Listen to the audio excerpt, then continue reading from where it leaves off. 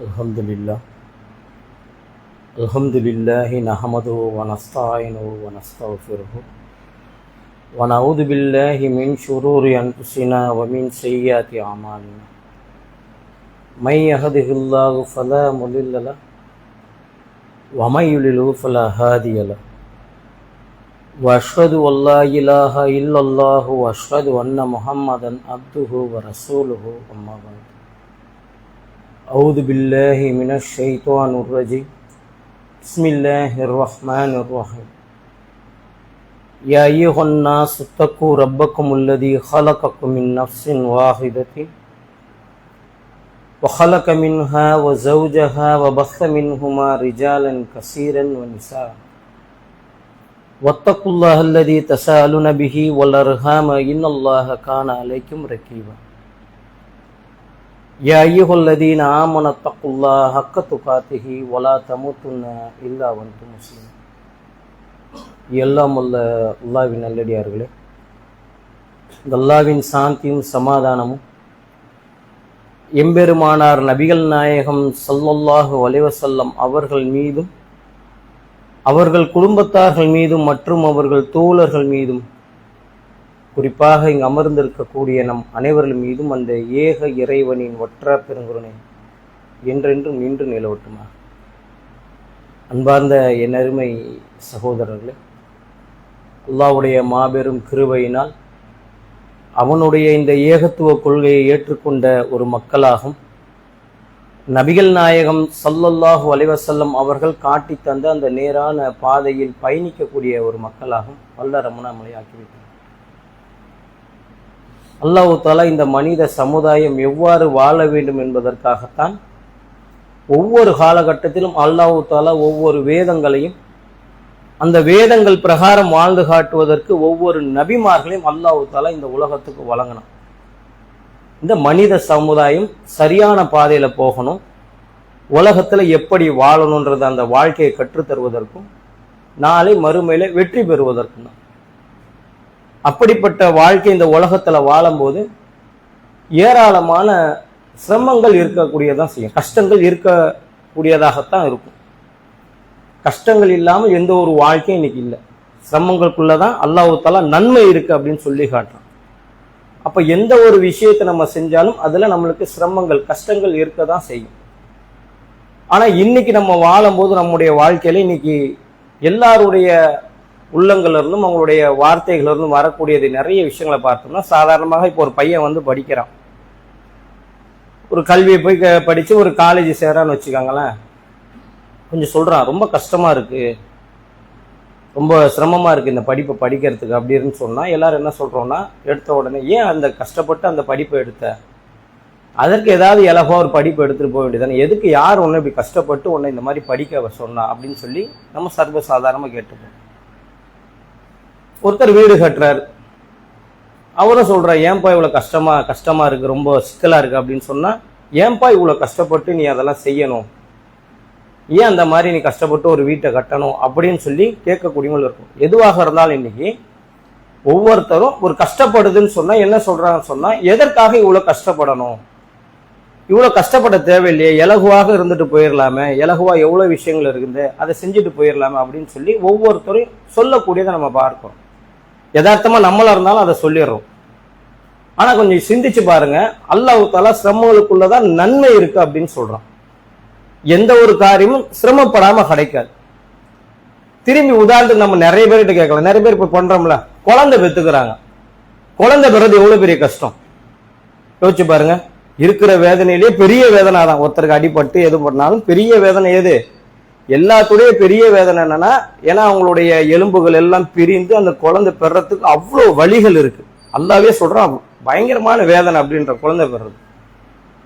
அப்ப நம்ம இதை திருப்பி கேட்கலாம் நிறைய பேர்கிட்ட, ஏன்பா குழந்தை பெத்துக்கிறீங்க, இவ்வளவு கஷ்டப்பட்டு எதுக்கு ஒரு குழந்தைய பெத்துக்கணும், அழகா ஜாலியா ரெண்டு பேரும் கணவன் மனைவியா இருந்துட்டு போயிட வேண்டியதானே, குழந்தை எதுக்கு தேவை அப்படின்னு கேட்டுட்டு போயிடலாம்ல. குழந்தை இல்லாதவங்க கிட்ட போய் கேட்டு பாருங்க அந்த கஷ்டத்தை.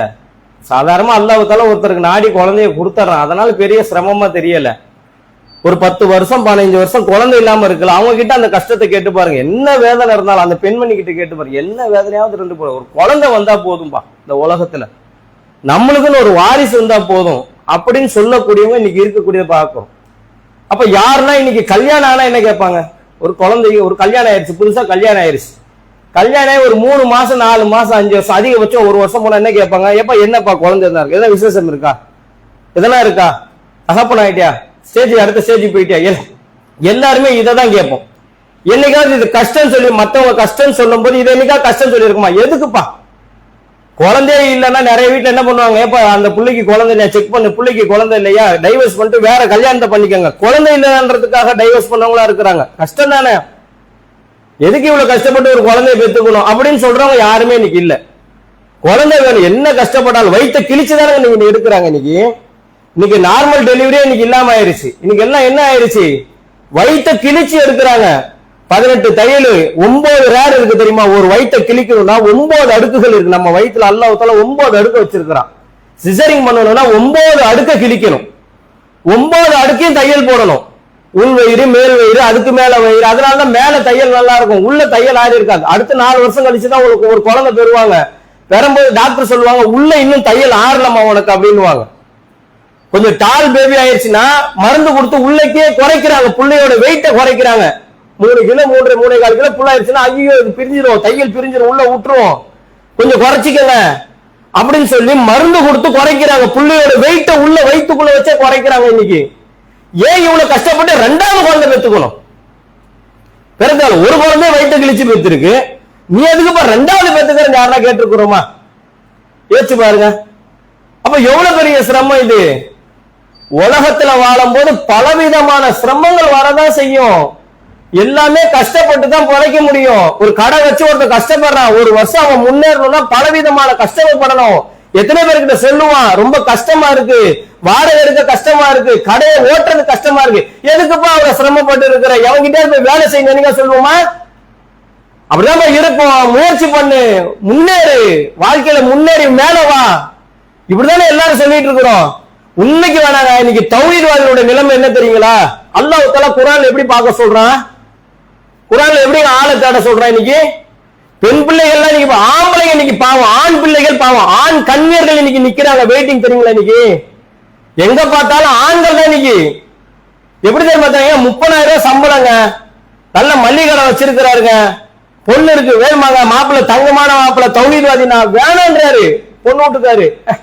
நீங்க வேறங்க, சும்மா போயிட்டு யாருங்க மல்லிகை கடையில நின்று என் புள்ளையும் சேர்ந்து சிரமம் பண்ணுங்க, 30,000 ரூபாய் பத்தாதுங்க.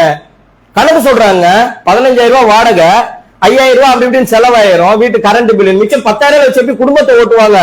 பத்தாதுங்க, வேணாங்க. நீங்க வேற ஆளை பாருங்க. இது எப்படி ஆயிடுச்சு? இன்னைக்கு 30,000 சம்பாதிக்கிற மாப்பிள்ளைக்கு இன்னைக்கு பொண்ணு கிடைக்கல. இன்னைக்கு நீங்க வெளில போய் பாருங்க. இன்னைக்கு ஒருத்தர் கேட்கிறாருங்க, இன்னைக்கு பையனை வச்சுக்கிட்டு பொண்ணை கேட்கிறாங்க. பொண்ணை கேட்கிறாங்க, எப்படி கேட்கிறாங்க? நல்ல அழகா இருக்கணுமா, சொந்த வீடு இருக்கணுமா, எது கேட்டு பாருங்க. சொந்த வீடு இருக்கணுமா, 2 பிள்ளைங்க மேல பெற்றிருக்க கூடாதான். யாரு? பொண்ணு வீட்டுக்காரு, பையன் வீட்டுக்காரு, 2 பிள்ளைங்க. நான் கேட்டப்ப நீ அப்பா கல்யாணம் பண்ணி கொடுக்க போற? இது யார் தெரியுமா? உண்மைக்கு இது சும்மா போய் சொல்லல, ஒரு தௌஹீத்வாதியோட வாயில இருந்து வருது. இன்னைக்கு எப்படி ஆயிடுச்சு? இன்னைக்கு சிந்திச்சு பாருங்க. இன்னைக்கு எல்லாமே இப்படி ஆக்கிட்டாங்க. அப்ப இன்னைக்கு தௌஹீத்வாதியோட நிலைமை அவங்க வாயில இன்னைக்கு வரலாமா? சிரமப்படுறதுன்னு சொல்லி வரலாமா? கஷ்டப்படுறதுன்னா எல்லாத்துலயும் கஷ்டங்கள் இருக்கதான் செய்யும். தௌஹீத சொல்றதுல கஷ்டங்க. ஆரம்பத்துல தௌஹீதனுடைய சொன்னவுடைய நிலைமை என்ன தெரியுங்களா? என்ன ஹவுஸ்ல தூக்கி போட்டாங்க, என்னுடைய விரலை உடைச்சாங்க, தௌஹீது விரலை அசைத்ததுக்காக விரலை உடைச்சாங்க. நம்ம போய் கேட்போமா, எதுக்குப்பா கஷ்டப்பட்டு விரலை அசைக்கிற, சும்மா இருந்துட்டு போயிரு, என்னன்னு ஒன்னதான் விரலை உடைக்கிறேன்னு தெரியல, ஏன் சொல்ற? மார்க்கத்தை சொல்லாத, அப்படியே இருந்துரு. இன்னைக்கு அப்படியே ஆயிடுச்சு. தௌஹீது இன்னைக்கு வளர்ந்துருக்கா? யோசிச்சு பாருங்க. தௌஹீது வளரல, மெல்ல சாவுது. இன்னைக்கு தௌஹீது மெல்ல சாகுது. இன்னைக்கு நம்ம நினைச்சோம்ல, நம்ம இப்ராஹிம் அலைஹிஸ்ஸலாம் எப்படி எல்லாம் பிரச்சாரம் பண்ணாருப்பா, ஐயோ என்ன மாதிரி பிரச்சாரம், அவங்கள மாதிரி பிரச்சாரம் பண்ண முடியும். ஆனா அவங்களுக்கே ரசூல்லா போய் காபத்துல்லாவை கைப்பற்றும் போது நபி இப்ராஹிம் அலைஹிஸ்ஸலாத்துக்கு ஒரு சிலை இருந்தது. அவங்க செஞ்ச பிரச்சாரத்துல 10% செய்யல நம்ம. அதனால அல்லாஹ் தஆலா அவர் ஒரு மனிதர் தான், ஆனால் அவர் ஒரு சமுதாயமாக செயல்பட்டார். இப்ராஹிம் யாரு? ஒரே மனுஷன் தான். ஆனா அவர் செஞ்ச பிரச்சாரம் ஒரு சமுதாயம் கூட செய்ய முடியாது அந்த பிரச்சாரத்தை. அப்படி செஞ்சாரு. ஆனா ரசூல்லா காபத்துல்லாவை போய் கைப்பற்றும் போது உள்ள நபி இப்ராஹிம் அலைஹிஸ்ஸலாத்துக்கு ஒரு சிலை இருந்தது, பெரிய சிலை. அவங்க கையில எப்படி இருந்தது? குறி சொல்லக்கூடிய அம்பு வைத்து குறி சொல்வது போல நபி இப்ராஹிம் அலைஹிஸ்ஸலாம் இருந்து ரசூல்லா அதை கீழே தள்ளி அவங்களுடைய குச்சால கீழே தள்ளி அதை உடைத்தார்கள். யோசிச்சு பாருங்க, எவ்வளவு சிரமப்பட்டு அந்த மனுஷன் சொன்னாரு. இன்னைக்கு சிரமப்பட்டு ஏன்பா சொல்ற, சிரமப்பட்டு ஏன்பா பண்ற, சிந்திச்சு பாருங்களேன். இன்னைக்கு சிரமம் மட்டுமே, இன்னைக்கு தௌஹீத நீங்க சொல்லாம போன நிலைமை. ரசூல்லா சிரமப்பட்டு சொல்லாம இருந்தா இந்த தௌஹீத இன்னைக்கு வந்து சேர்ந்திருக்குமா நம்மளுக்கு? எதுக்குப்பா இவ்வளவு கஷ்டப்படுற, ஊரை விட்டு விரட்டுற அளவுக்கு, உன்னை கொல்ற அளவுக்கு எதுக்குப்பா நீ கஷ்டப்பட்டு இந்த தௌஹீத சொல்ற, சொல்லாம அப்படியே இருந்தாங்க. இன்னைக்கு ஒரு கூட்டம் இருந்தது, அது அகலதிஸ்னு ஒரு கூட்டம் இருக்கு, கிட்டத்தட்ட 500 வருஷமா சொல்லிட்டு இருக்கிறாங்க மார்க்கத்தை. எங்க இருக்கிறாங்க அவங்க? யோசிச்சு பாருங்களேன், காணோம். எங்க இருக்கிறாங்க தெரியல. அவங்களெல்லாம் வஹாபின்னுவோம். நம்ம சின்ன வயசுல என்ன சொல்லுவாங்க, உன்னை வஹாபியாம்பா. அவங்க எல்லாம் எங்கேயும் போக மாட்டாங்க, தர்காவுக்கு போக மாட்டாங்க, வரதட்சணை கல்யாணத்துக்கு போக மாட்டாங்க. நம்ம ஏதோ புதுசா நினைச்சோம். ஆனா அவங்க தௌஹீத சொன்னாங்க, அவங்களுக்குள்ள சொல்லிக்கிட்டாங்க. எதுக்குப்பா கஷ்டம், வெளியில போய் எதுக்கு ரோட்ல நிப்பானே, ரோட்ல வச்சு ஏன் சொல்லுவானே, பெரிய சிரமம், 4 பேர் கேள்வி கேட்பானே, எதுக்குப்பா கேள்வி கேட்கணும், நம்ம வரைக்கும் வீட்டு வரைக்கும் நம்ம வரைக்கும் சொல்லிப்போம். இப்படி இந்த மார்க்கம் செத்து போயிடும். மார்க்கம் என்ன ஆகும்? இன்னைக்கு கொஞ்சம் கொஞ்சமா சாகுதுங்க. இன்னைக்கு உலகத்துல வாழக்கூடிய உழைப்புக்கு நம்ம கஷ்டப்படுற மாதிரி மார்க்கத்துக்கு நீங்க கஷ்டப்படல. எல்லாரும் என்ன சொல்றாங்க, போதுங்க ஏங்க மார்க்கத்தை போல்டா சொல்றோம்ல, மார்க்கத்தை கொஞ்சம் போல்டா சொல்லுவோம்.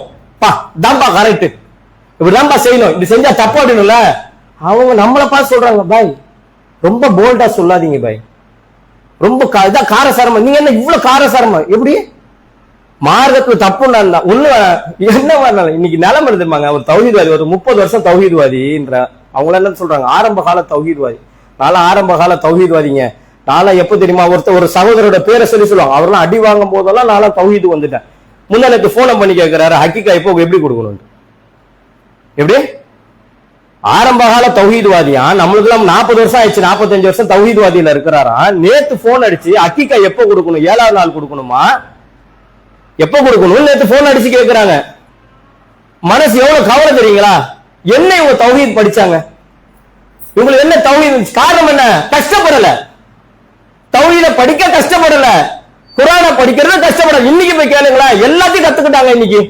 இன்னைக்கு ஏதாவது கத்துக்கலன்னு சொல்ல முடியுமா? இன்னைக்கு எல்லாத்தையும் கத்துக்கிட்டாங்க. இன்னைக்கு வாட்ஸ்அப்னா என்ன இன்னைக்கு எல்லாருக்கும் தெரியும். ஒரு நேரத்துல போன் ரிசர்வ் எடுத்தா எதை காதுல வச்சு பேசுறது, எது வாயில வச்சு பேசுறதுன்னு தெரியும். காதுல எது பக்கம் எதை வைக்கணும், கையில நம்ம திருப்பி கொடுத்தோம்னு வச்சுங்களேன், திருப்பி வச்சுப்பாங்க, அந்த ஒயர் மேல இருக்கும், தெரியாது.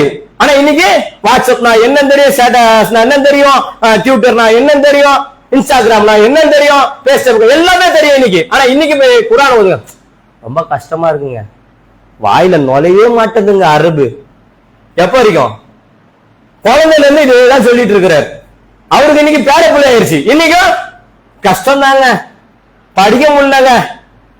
எப்ப கிடைக்கும் இதே கஷ்டப்பட்டு? இன்னைக்கு போன் இல்லைன்னு சொல்லி பாருங்க யார்கிட்டயாவது, நம்பர் நான் போன்ல போன் வச்சுக்கலையா, எனக்கு வாட்ஸ்அப் நம்பர் போன் யூஸ் பண்றியா, எப்படி இது மாதிரி நம்ம கேட்கலாமா?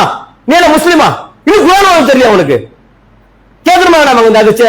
போனை வச்சுக்கிட்டு போன் இல்லையா அப்படின்னு அதிர்ச்சி கேட்கறான். நீ முஸ்லீம் குர்ஆன் தெரியாது, தெரியாது உனக்கு, கேவலப்படணும் இன்னைக்கு. யோசிச்சு பாருங்க, ஏன் கஷ்டப்படல, ரொம்ப கஷ்டம்பா, அது வாயிலேயே நுழைய மாட்டேங்குதுப்பா. எது வாயிலேயே நுழையிலையா? இன்ஸ்டாகிராம் வார்த்தை வாயில நுழைஞ்சிருச்சா எடுத்த உடனே? என்னது அந்த பேர் வாயில நுழைஞ்சிருச்சாங்க, சொல்லி சொல்லி சொல்லி கத்துக்கிட்டோம்ல. இன்னைக்கு எவ்வளவு அழகா இன்னைக்கு வாயில நுழையுது. ஏன் குர்ஆன் வாயில நுழையல? குர்ஆன் வாயில நுழைய மார்க்கத்தை அறிஞ்சிக்கணும்ன்ற ஆர்வம் இல்ல. ஒருத்தர் சொல்லுவாங்க, சொல்றவங்க இறந்துட்டா என்ன ஆகுறது, கொஞ்சம் கொஞ்சம் கத்துக்கிட்டு வச்சிருந்தாங்கல்ல. அல்லாஹ் யாரை தெரியுமா முதல்ல கைப்பற்றுவேன்னு சொல்றான். இந்த உலகத்தை அழிக்கணும்னு சொன்னா முதல்ல கைப்பற்றுறது யாரை பற்றுவனா, அறிஞர்களை கைப்பற்றுவேன். யாரெல்லாம் தௌஹீதுல உறுதியா அறிஞர் தெரிஞ்சு வச்சிருக்காங்களே அவங்களதான் கொஞ்சம் கொஞ்சமா அல்லாஹ் தஆலா சாகடிப்பானா. ஏன்? அப்பதான் மார்க்க சாவும். உலகத்துல அல்லாஹ் சொல்றது இருப்பான், அல்லாஹ் உறுதியா வணங்குறதுக்கு எவனா இருப்பானா? இருக்க மாட்டான். அப்பதான் உலகத்தை அல்லாஹ் தஆலா அழிப்பன்றான். ஒரு தௌஹீத்வாதி உறுதியாக இருந்தா கூட உலகம் அழிக்கப்படாது. அப்ப யோசிச்சு பாருங்களேன், இன்னைக்கு சிரமம் யாரை கேட்டாலும் சிரமமா இருக்குப்பா, கஷ்டமா, கஷ்டம்தான். உலகத்துல சம்பாரிச்சு பிள்ளைங்களை வளர்க்கறது கஷ்டம்தான். உழைக்காம இருக்கிறோமா இன்னைக்கு? கஷ்டப்படாம இருக்கிறோமாங்க இன்னைக்கு? காலையில இருந்து நைட் வரைக்கும் கஷ்டப்படுறோம். எதுக்கு கஷ்டப்படுறோம்? உலகத்துல வாழ்றதுக்கு தானே கஷ்டப்படுறோம். அது மாதிரி மார்க்கத்தை சொல்றதுக்கு கஷ்டப்படணும், சொல்லணும். எங்கெல்லாம் நம்மளுக்கு டைம் கிடைக்குமோ சொல்லணும். சொல்றதுக்கு உண்டான கஷ்டத்தை நம்ம அருமை ஏத்துக்கணும். கஷ்டம் தான். ரசூலுல்லாஹ் கஷ்டப்படாம சொல்லலையே. ரசூலுல்லாஹ் எல்லாருமே கஷ்டப்பட்டு இருக்கிறாங்க. எதுக்கு போய் மலை மேல போய் உட்கார்ந்து இருக்கணும்? தௌஹீதுக்காக உட்கார்ந்துருந்தாங்களே. அவங்க மனைவி 40 வயசுல இருந்தாங்கல்ல, ரசூலுல்லாஹ் கேட்பாங்க 40 வயசுல. அப்ப அந்த அம்மையாருக்கு எத்தனை வயசு? 55 வயசு. அந்த அம்மையாருக்கு 55 வயசுல ஹதிஜார்ல அவங்க ரசூலுல்லாஹ்க்காக உணவு செஞ்சுக்கிட்டு அந்த குகையை நோக்கி ஒரு மலைக்கு போவாங்க. அவங்களுக்கு கொடுத்த பெனிஃபிட் என்ன தெரியுமா? ஜிப்ரீல் அலைஹிஸ்ஸலாம், உங்க மனைவி வராங்க, அவங்க கிட்ட சொல்லுங்க அல்லாஹ் தஆலா நாளைக்கு மறுமையில அவங்களுக்கு கூச்சலும் குழப்பமும் இல்லாத சொர்க்கத்தை வச்சிருக்கிறான். உலகத்துல உயிரோடு இருக்கும் போது சில பேருக்கு சொர்க்கத்துடைய நற்செய்தி கிடைச்சதுல அதுல நம்மையாரும் ஒருத்தவங்க. எது கஷ்டப்பட்டு போனாங்க? அவர் அங்க போனாருப்பா, அங்கேயே உட்கார்ந்து கடக்கட்டும் அப்படின்னு விட்டாங்களா? ரசூலுல்லாஹ் போர்த்துக வேர்க்குது அப்படின்னு உடனே ரசூலுல்லாஹ்க்கு கஷ்டப்பட்டு இந்த ஆறுதல் சொல்றதுக்காக ரசூலுல்லாஹ் வரக்கா பின் நௌஃபல் கிட்ட கூட்டு போனது யாரு? யாரையும் கூட்டு போனா? அவங்க மனைவி கூட்டு போனாங்களா? நான் கூட்டு போனாங்கல்ல. சிரமம் பார்க்கல. மார்க்கத்தை அறிஞ்சுக்கிறதுக்கு ரசூலுல்லாஹ் சிரமம் பார்க்கல. மார்க்கத்தை சொல்றாங்க, ரசூலுல்லாஹ் கத்துக்கணும், அதை சிரமப்படாம போய் கொடுத்தாங்க. எல்லா கஷ்ட நஷ்டத்திலையும் கலந்துக்கிட்டாங்க. மார்க்கம் வளர்ந்தது. அதனால்தான் காபத்துல்லாவை கைப்பற்ற போகும்போது 10,000 பேரை போடும்போது ரசூலுல்லாஹ்வுடைய அந்த உரையில இருந்து வாளை எடுக்கல, ஒரு சொட்டு ரத்தம் சிந்தல. கஷ்டப்பட்டதுக்கு பலனு யோசிச்சு பாருங்க. இன்னைக்கு எங்க நம்ம கஷ்டப்படுறோம்? மார்க்கத்தை சொல்வதற்கு இன்னைக்கு கஷ்டப்படுறதுக்கு இன்னைக்கு இல்ல. இன்னைக்கு மார்க்கத்தை சொல்றதுக்கே இன்னைக்கு இல்ல. நம்ம சொன்னவங்களை தடுக்கிறவங்க இன்னைக்கு ஆயிட்டாங்க. வருத்தம் இன்னைக்கு அதாங்க. ஒரு இடத்துல பேசுறோம், வரதட்சணை வாங்குறாங்க, தௌஹீத்வாதி வரதட்சணை வாங்குற. உண்மைக்குங்க ஒரு பொண்ணை கல்யாணம் பண்ணி கொடுக்கறதுக்கு பொண்ணு கேட்டாங்க, பொண்ணை சொல்லியாச்சு. பொண்ணு வீட்டுல இருந்து ஒரு வருஷம் கழிச்சு வருது, நம்ம சொன்ன தௌஹீத்வாதிங்க அவர் நல்லா இருக்காரு. ஒரு வருஷம் கழிச்சு அவர் இந்த வீட்டுல இருந்து நம்ம கிட்ட போன்ல வருது, என்னங்க தௌஹீத்வாதி, உங்க பொண்ணு தாங்க ரொம்ப கஷ்டப்படுறா, ஒரு ஃப்ரிட்ஜை வாங்கி கொடுங்கன்னு கேட்கறான். உங்க பொண்ணு தாங்க போற வரத்து கஷ்டப்படுறா, ஒரு பைக்கை வாங்கி கொடுங்கன்றான். இப்படிங்க உண்மை. இது சும்மா பயானுக்காக சொல்ல. இப்படி சொன்ன எப்படி இருக்கும்? ஒரு தௌஹீத்வாதி, நல்ல தௌஹீத்வாதி, நல்ல கல்யாணம் பண்ணி கொடுங்கன்னு இப்படி கேட்டா எப்படி இருக்கும்? இத சொல்லி வரதட்சணை வாங்குறாங்க. ரொம்ப இன்னைக்கு தௌஹீதுன்னு பேசுறான், மறைமுகமா வரதட்சணை வாங்குறான்னா எப்படி நீ பேசலாம்னு கேக்குறாங்க. தௌஹீத் எப்படிங்க சாவு? இன்னைக்கு மெல்லெல்லாம் சாவாது, சீக்கிரம் செத்துணும் தௌஹீத். இதே நிலைமைக்கு போச்சுன்னா தௌஹீத் என்னத்துக்கு ஆகும்?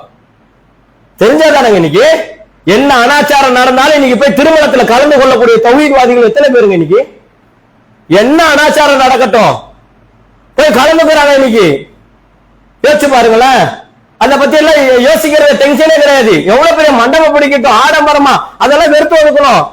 இங்க இருக்கிற வரைக்கும் ஒரு நிலையில இருந்தா, இங்க இருந்து போன உடனே ஒரு நிலை, இங்க இருந்து போன உடனே மிக பிரம்மாண்டமான ஒரு இடத்துல போய் நின்னுட்டு ஒருத்தர் நிக்கிறாரு, போன அடிச்சு கேட்கிறோம், என்னென்ன இப்படி தௌஹீதா இருந்துட்டு இப்படி போய் இதுல போய் நிக்கிறீங்க அப்படின்னு கேட்டா, அதான்ப்பா நீல எப்படி உங்க ஆளுங்க அப்படிதான் இருக்கிறாங்க. ஏன் ஆளுங்க 1000 நீ எப்படிப்பா போவ தௌஹீத்வாதி? 3000 ரூபாய் கல்யாணம் பண்ணு பேசினவரு 5 லட்சம் ரூபாய் மண்டபத்துல போய் நிக்கிறாரு. பேசும்போது என்ன பேச்சு பேசுறாரு? நான் 3000 ரூபாய் கல்யாணம் பண்ண போச்சா?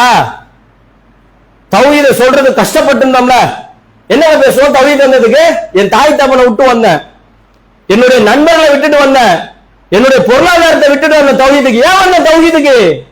நான் மரணிக்கும் போது தௌஹீத்வாதியா மரணிக்கணும். இந்த உலகத்துல வாழும் போது அல்லாஹ் தஆலா சொல்றான்ல, நீ மூமினா மரணிக்கணும்ன்றான், முஸ்லிமா மரணிக்கணும்ன்றான். தௌஹீத் இல்லைன்னா முஸ்லீம் இருக்க மாட்டோம். கொஞ்சம் கொஞ்சமா தௌஹீத் நம்மளை விட்டு போயிட்டா என்ன ஆகுறது? எல்லாம் உள்ள வந்துடாது. கொஞ்சம் கொஞ்சமா நம்ம உள்ள வந்துருச்சு. நான் ஒன்னொன்னா அனுமதிச்சோம்ல, இன்னைக்கு எல்லாம் அனுமதிச்சுட்டாங்களா? பிறந்த நாளே அனுமதிச்சிட்டாங்க, இன்னைக்கு திருமண நாள அனுமதிச்சிட்டாங்க. இன்னைக்கு யோசிச்சு பாருங்க, ஃபத்வா கொடுத்துட்டா யாரும் நல்லா கொடுத்துட்டாருப்பா. நீ என்ன அறிவு போச்சு? தௌஹீதோட சின்ன யோசிப்பாள, எப்படா நம்மளுக்கு பிறந்த நாள் காதலர் தினத்தையும் கொண்டாட வேண்டியதா? இனிமே நம்ம கொண்டாட்டிக்கு போயிட்டு ஒரு பூ எடுத்துட்டு நம்ம ஐ லவ் யூ சொல்லி கொடுக்க வேண்டியதான். கொண்டாட்டி கொடுக்கல. இன்னைக்கு என்ன காதலர் தினம் பிப்ரவரி 14 கொண்டாடலாம்ல. மஞ்சள் நீராட்டு விழா கொண்டாடுற அளவு கொண்டாங்க. இன்னைக்கு தௌஹீத்வாதிகள் இன்னைக்கு மஞ்சள் நீராட்டு விழா கொண்டாடுறாங்க. ஏன் பேச்சு பாருங்களேன், ஜாலி. எல்லாத்துக்குமே உலகத்துல நம்ம ஜாலியா இருக்கணும், சூப்பரா இருக்கணும், நல்ல ஹாயா இருக்கணும், எல்லா ஃபங்க்ஷனுக்கும் இருக்கணும்.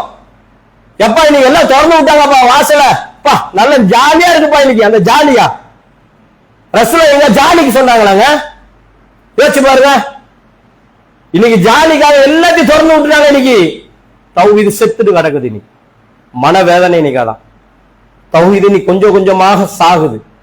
இருக்கிறவங்க போயிட்டோம்னா தௌஹீது என்னத்துக்கு ஆகும்? இந்த பள்ளி வாசல கட்டணும் ஏங்க கட்டணும்? இந்த பள்ளியை கட்டணும் ஏன் கட்டணும்? ஒவ்வொரு பள்ளியை கட்டுறோம் ஏன் கட்டுறோம்? பள்ளி வாசல் வேணும்னு கட்டுறோமா? நம்ம வேற அவங்க வேற, நம்மளுக்கு தனியா தொழுறதுக்கு ஒரு இடம் வேணும்னு கட்டுறோமா? எங்க வேணாலும் தொழுதுக்கலாம். அல்லாஹ்வுடைய தூதருக்கு கொடுத்த மிகப்பெரிய, மற்ற தூதருக்கு எல்லாம் கொடுக்காதது ரசூலுக்கு கொடுத்த மிகப்பெரிய ஒரு கிஃப்ட் என்னங்க? உலகத்துல எங்க வேணாலும் எந்த இடத்துல வேணாலும் நீங்க தொழுவலாம். ஒண்ணு ஒட்டகம் கட்டி இருக்க கூடாதாங்க தானே? மலை ஜலம் கழிச்சிருக்கக்கூடிய இடமா இருக்கு, கழிப்பிடமா இருக்கக்கூடாது. ஒட்டக தொழுவமா இருக்கக்கூடாது. ஒட்டக தொழுவமா இருந்தா அங்க தொழுவமா இதானே? மத்த எல்லா இடத்துலயும் எங்க தொழுதுக்கலாம்? தொழுவறதுக்கு தகுதியா நம்ம போய் தொழ போறோம். யாரு பின்னாடி நின்று தொழ முடியாது, அவ்வளவுதான். நம்ம இதே மறுப்பாளா நின்று போய் பின்னாடி தொழுவோம், அவ்வளவுதான். ஆனா இங்க கட்டின காரணம் என்ன? தௌஹீது வளரணும், கொள்கை வளரணும், தௌஹீத் செத்துறக்கூடாது. தௌஹீத சொல்றதுக்கு ஒரு இடம் வேணும், பயான் பண்றதுக்கு ஒரு தௌஹீத சொல்லணும். நானு அல்லாஹ் நான் யாரு, அல்லாஹ்வுடைய தூதர்னா யாருன்னு சொல்றதுக்கு ஒரு இடம் வேணும். அந்த இடத்துல ஓங்க சொல்லணும். அதுக்குதான் பள்ளி. யோசிச்சு பாருங்க. அப்ப அந்த சொல்ற இடம் இன்னைக்கு நம்ம போல்டா இருக்கணும். யார பத்தியும் எவரை பத்தியும் கவலைப்படவே கூடாது. தௌஹீத சொல்றதுக்கு ரசூலுல்லாஹ் கவலைப்பட்டதே கிடையாது. யாரையாவது கவலைப்பட்டிருக்காங்களா ரசூலுல்லாஹ்? யோசிச்சு பாருங்க. இவங்களை பார்த்து சொல்லணும், அவங்கள பார்த்து சொல்லணும். ரொம்ப நெருங்கிய ஒரு மார்க்கத்துக்காக விட்டுட்டு வந்திருக்கிறாரு, பிள்ளைகளை விட்டுட்டு வந்திருக்காரு, சொத்து பத்தை விட்டு வந்திருக்காங்க. எங்கேயாவது ரசூலுல்லாஹ் பார்த்திருக்காங்களா? இதற்காக அப்படி உருன்னு சொல்லி பார்த்திருக்காங்களா ரசூலுல்லாஹ்? முகதாட்சனே ரசூலுல்லாஹ் பார்த்ததே கிடையாது மார்க்கத்தை சொல்வதுல. யாரா இருந்தாலும் போல்டு அடிச்சிருக்காங்க ரசூலுல்லாஹ் மார்க்கத்தை. அதனாலதான் சொன்னாங்க, என் மனைவி, என் மக திருநா கூட கைய வெட்டுவேன், என் ஃபாத்திமா திருநா கூட கைய வெட்டுவேன் அப்படின்னு சொன்ன காரணம் என்ன? நான் யாரையும் எவரையும் பார்க்க மாட்டேன், மார்க்கத்தை சொல்வதுல முகதாட்சனை பார்க்க மாட்டேன், கவலைப்பட மாட்டேன், என்னை கோச்சுப்பாங்களே, என்ன இது பண்ணுவாங்களேன்னு கவலைப்பட மாட்டேன் அப்படின்னு சிரமப்படுவேன் சொன்னாங்க. அந்த கவலைப்பட மாட்டேன், சிரமப்பட மாட்டேன், சிரமம் வந்துடக்கூடாது. தௌஹீத் சொல்றதுல சிரமம் வந்துடக்கூடாது. நல்ல போல்டா இன்னைக்கு தௌஹீதை சொல்லணும். உலகத்துல ஒவ்வொன்றுத்துக்கும் சிரமம் தான். மற்றதெல்லாம் சம்பாதிக்கிறது கஷ்டப்பட்டு தான் சம்பாதிக்கிறோம், கஷ்டப்பட்டு தான் எல்லாத்தையும் பண்ணறோம். அப்போ அந்த மாதிரி கஷ்டப்படுறதுல தௌஹீதை சொல்வதற்கும் கஷ்டப்படும். அப்போதான் நம்ம சிறந்த சமுதாயம். குன்தும் ஹைர உம்மத்தின் உஹ்ரஜத் லின்னாஸ், மனித கோலத்துல நீங்க தான் தேர்ந்தெடுக்கப்பட்ட சிறந்த சமுதாயம். எப்பங்க குண்டு சட்டிக்குள்ள குதிரை ஓட்டிட்டு இருந்தாவா? எனக்குள்ள மட்டும் வச்சுப்பேன்னு சொல்லிட்டு இருவேன். நான் கத்துக்கினது எனக்குள்ள மட்டும் வச்சுப்பேன்னு சொல்றதா? தொழில கத்துப்பாங்க, யாருக்கும் சீக்கிரம் கத்துக் கொடுக்க மாட்டோம், அப்படித்தானே? ஒரு டைலர் தொழிலுக்கு போவோம், ஒரு ஏதாவது ஒரு தொழில போகணும் வச்சுக்கோங்க, சீக்கிரம் வியாபாரத்துக்கு. ஏன்னா அவன் அந்த வியாபாரத்தை பிடிச்சிட்டா என்ன பண்றது? ஏன்னா நம்மளுக்கு அந்த பயம் இருக்கும், ஏன்னா உள்ள இருந்து டக்குன்னு பிடிச்சுப்பானு. ஆனா மார்க்கத்தை அப்படி சொல்ல முடியுமா? ரசூல் என்ன சொன்னாங்க? என்னிடம் இருந்து ஒரு செய்தி வந்தாலும் அதை பிறருக்கு நீங்க எடுத்து சொல்லணும். பல்லு பண்ணி வளவாயா. என்னிடம் இருந்து ஒரே ஒரு செய்தி வந்தா கூட, தெரிஞ்சிருச்சு உனக்கு ஒரு செய்தி தெரிஞ்சிருச்சு, அதை யாருக்கு சொல்லணும்?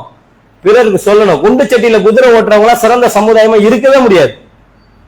அல்லாஹ் தஆலா அழகா சொல்ற, தக்முரூன பில் மஅரூஃபி வ தன்ஹவுன அனில் முன்கர், அவர்கள் நன்மையை ஏவுவார்கள், தீமையை விட்டு மக்களை, தீமைனா என்ன தீமையா இருந்தாலும் தடுக்கணும், அதை யாராக இருந்தாலும் தடுக்கணும். அதுல எந்த கஷ்டமும் படவே கூடாது, அதுல எந்த சிரமமும் படவே கூடாது. இவன் நினைச்சுப்பாங்க அதெல்லாம் கிடையாது. மார்க்கத்துல யாரா இருந்தாலும் மார்க்கம் தான், யாருக்காக மார்க்கம் வளைந்து கொடுக்காது. அப்ப அந்த மார்க்கத்தை போல்டா சொல்லுவோம், சிரமப்பட்டு சொல்லுவோம். சிரமம் இருக்கனால இன்னைக்கு மார்க்கத்தை சொல்லாம, சிரமம் தான், எல்லாமே சிரமம் தான் இன்னைக்கு உலகத்துல வாழ்றதே சிரமம் தான். ஆனா மார்க்கத்தை சொல்றது அதை விட சிரமம், மார்க்கத்தை பின்பற்றி நடக்கிறது அதை விட சிரமம். ரசூலுல்லாஹ் வாழ்ந்தாங்க, நம்ம எல்லாத்தையும் இழந்து வந்திருக்கிறோம் மார்க்கத்திற்காக. ஆரம்பத்துல தௌஹீத் எல்லாத்தையும் இழந்து வந்திருக்கிறோம். அந்த மாதிரி அல்லாஹ்வுடைய மார்க்கத்தை போல்டா சொல்லுவோம். எல்லாத்துக்கும் யார் என்ன சொன்னா எது இழந்தாலும் பரவாயில்ல, மார்க்கத்தை விட்டு நம்ம இழந்துடக்கூடாது. அல்லாஹ் தஆலா இந்த மார்க்கத்திலே உறுதியாக இருந்து இந்த மார்க்கத்திலே மரணிக்கக்கூடிய வாய்ப்பினை நம் அனைவருக்கும் தருவானாக என்று கூறிய என்னுடைய முதல் உரை.